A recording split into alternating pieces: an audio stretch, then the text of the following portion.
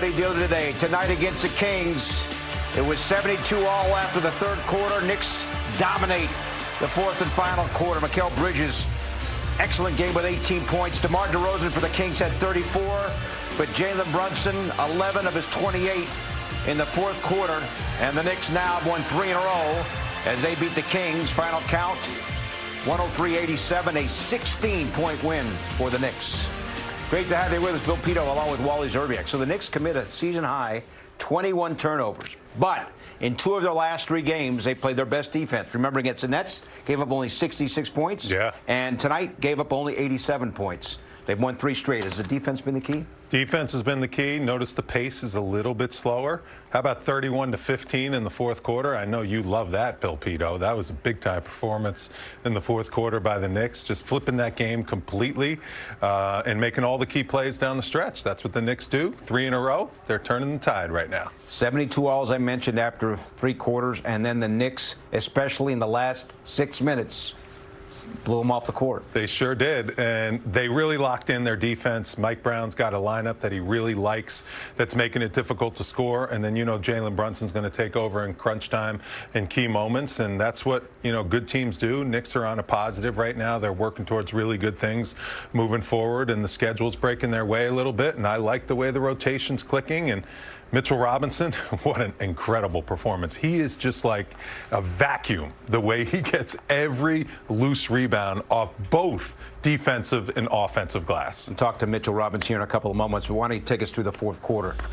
Again, the Knicks outscoring the Kings in the final 12 minutes, 31-15. And if you're DeRozan, he had a great game, 13 for 26, 34 points. Can't miss that open shot. That's a wide-open corner 3.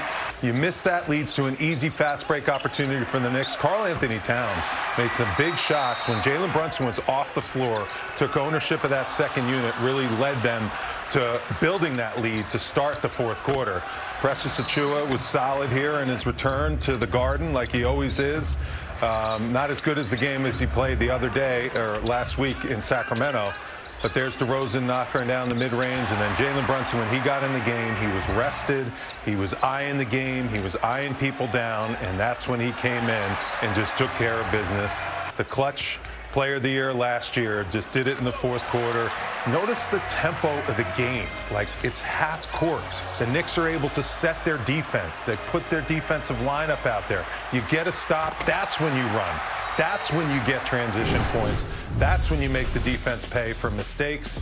It was an impressive effort in that fourth quarter, and overall, a 16-point win. Not bad, Bill Pito. Not bad. 5 made threes for the Kings. That's the fewest number of threes made by a Knicks opponent all year. The previous low was over the week against Philly when the Sixers made 9. So the defense against the 3, which has been a problem, a whole lot better in the last couple of games. You see the rest of the numbers. Kings actually won points in the paint, but it was the Knicks who prevailed by the final score of 103-87, despite the 21 turnovers. Here now with Mitchell Robinson. Mitch, thanks so much for stopping by. 72 all after 3, and you guys dominated the fourth quarter. How'd you do it? Our defense. We were communicating, we were getting stopped, and we were just pushing the ball. So you played 27 minutes. You grabbed 13 more rebounds, 6 more on the offensive end. How do you maximize your minutes the way you are? You don't need to play a lot of time to get incredible numbers on the glass. How do you keep doing it night after night? Just coming up with the right mindset, just ready to go. My teammates helping me out. Some, missing a lot of shots, get off offensive rebounds. But, they helped me out a lot. So you guys had lost 9 out of 11. Now you've won 3 in a row. What do you think's been the big difference over the last 3 games? After we communicated with everybody and, we know our roles and, we embraced it. Mitch, thanks so much for dropping by. Congrats on another great game. Thank you. Wally, against Philly over the weekend, Robinson led the team plus 14, led the team again tonight plus 25 in 27 minutes of playing time. I mean, this is really this is amazing. It is. He's so healthy, and it's so good to see. He is just such an impact player, the way he changes a game with his length and with his rebounding. And he's so smart, and he gets extra possessions for this Knicks team. He fits in perfectly, and the defense has been really, look at these last 3 games, holding teams to 87 points per game. What is this, the 90s? 80s? What are we doing here, Bill? 66 in the Nets. Right. 109 to Philly and 87 tonight. We're turning back the clock, playing some defense here at MSG. Mike Brown had it. 9 out of 11. Knicks playing terrible defense, playing all these different guys and lineups, injuries here and there. He said, I've had enough. I'm playing the 8 guys that I know how to play, that know how to play NBA defense and know how to guard pick and rolls, know how to rotate. And as a result, this is what you get. You get dominant defensive effort. You get uncomfortable teams playing against you. And then you force an NBA team to shoot 5 for 30 from the three-point line.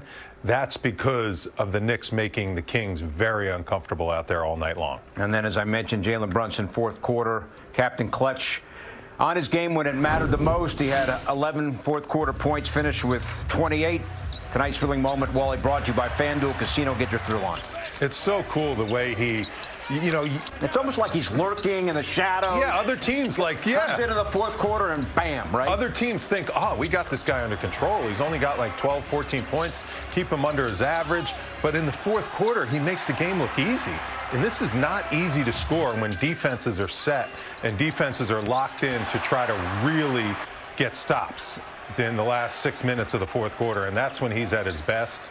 I think the Knicks have done a good job of putting shooters out there around him so that they can't get the ball out of his hands, because the strategy for most teams is just throw 2 guys at Jalen, force him to pass the ball to someone else. He didn't seem like he got doubled tonight. He didn't, because the Knicks have shooters out there around him to protect him from having to give up the ball all the time. Because if you give up the ball with 5 shooters out there, then they're going to make you pay with threes. And I think that's one of the things that Mike Brown has figured out. I got to make sure I keep lineups out there that allow Jalen to get one-on-one opportunities in crunch time. And we know Landry Shamet's been good on defense, but it's his ability to potentially hit the open three one of the reasons why he's getting more playing time? 100%. He is a flat-out knockdown three-point shooter, very aggressive defender. He fits with a lot of different lineups because he can guard a point guard, he can play the 3, and just his overall effort, just those impact plays. He had a big steal when DeRozan drove into the paint, tried to kick it out in the fourth quarter. It led to an easy 2 on the other end of the floor. Those type of momentum plays from a guy that comes off the bench, those are just priceless to a team, and that's exactly what Landry Shamet brings. All right, well, let us bring in Monica McNutt. As always, she helped call the game on the radio on ESPN New York. Monica, what did you think about tonight? Bro, what is it? I don't have my final box in front of me. 21 turnovers? Yeah. Let's not do that again. But all things considered, I thought by the fourth quarter, you saw a team that was poised, that was together, and was able to create the distance that they needed to ultimately go on and get the win. Now, I will be honest, y'all.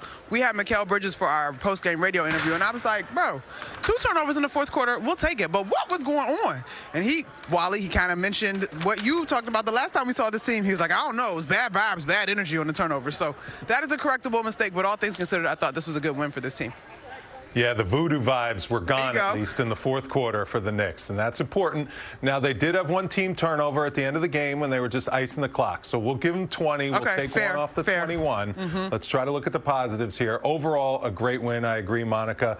And now the Knicks got to try to keep these winning ways rolling. Yeah. Monica, how about Cat tonight? We talked to Mitchell Robinson. He had 13 rebounds. Cat had 11, 17 points.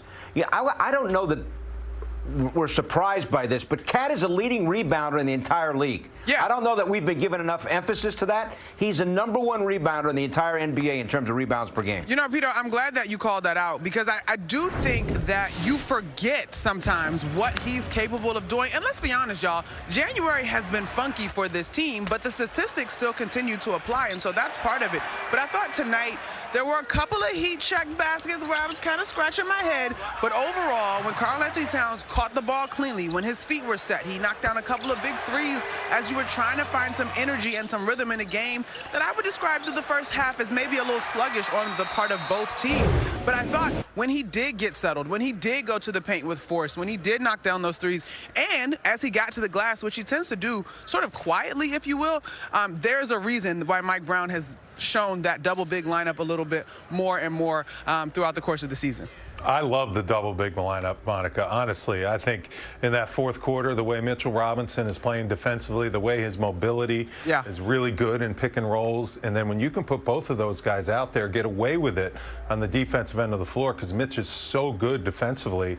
And then offensively, you just pound teams on the glass. Just extra possession after extra possession. Those are the back-breaking possessions that I think really hurt the Kings and ended up being the difference in the fourth quarter. Yeah. All right, Monica, thank you. Have a safe trip to with Toronto. We'll talk to you tomorrow night. Knicks at the Raptors. Sounds good. Thanks, guys. Remember your passport. I got it. Good. You know, right? Oh, Have you had issues with yours?